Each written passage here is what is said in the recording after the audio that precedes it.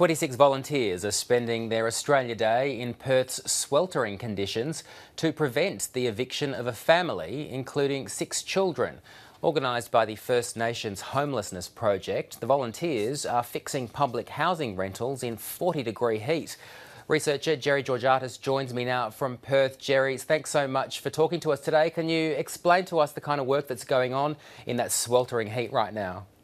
Well, 26 good souls from all around Perth, all walks of life, have come together through the First Nations Homelessness Project, which in itself is a volunteer organisation that's gone for 2 years straight and has a 100% track record in preventing evictions from public housing rentals of predominantly large families, and also a 100% track record of preventing child removals, working with child protection authorities to keep children with their families. This is a signature piece program that needs to be soaked up by the government instruments of our nation in terms of child protection and Department of Housing in terms of keeping families together. They psychosocially support families, they validate them, they work on the ways forth, they refuse to disengage, and they do the practical bit where they work with the families to repair, to fix, to sort what needs to be done in terms of public housing issues.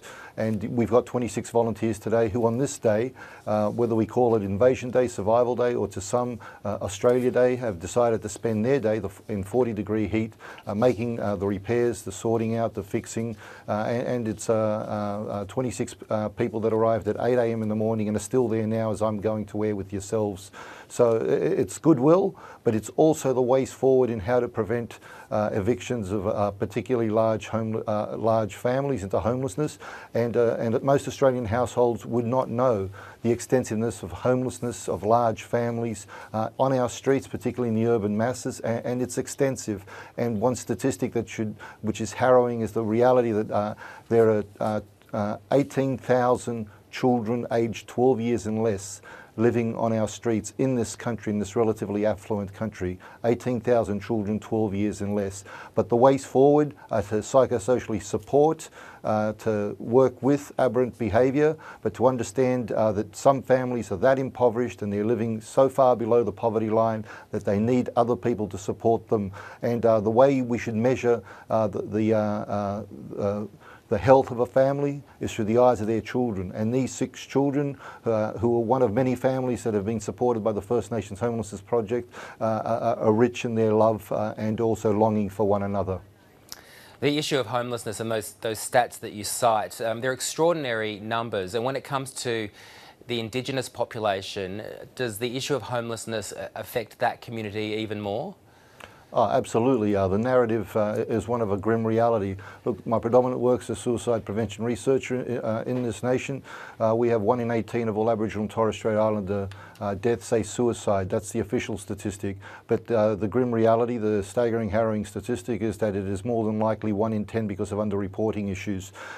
In terms of your question of evictions, it's disproportionate, radically disproportionate, the number of First Nations homelessness, First Nations families who are being evicted onto the streets. It's in the hundreds each year, the eviction of families into the streets or into a state of houselessness, and then shifting around and then putting the children at risk of being removed by child protection authorities because of the lack of stability of housing.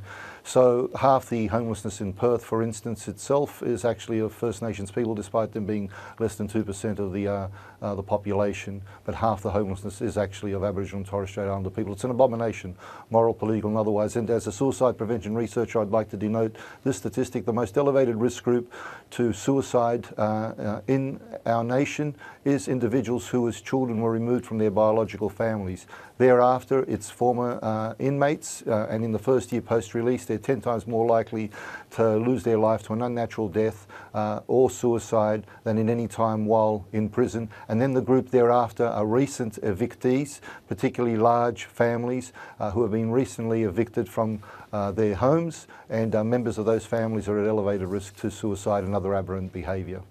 All right, Gerry Georgatos, good to talk to you today. Thanks so much. Thank you, much respect.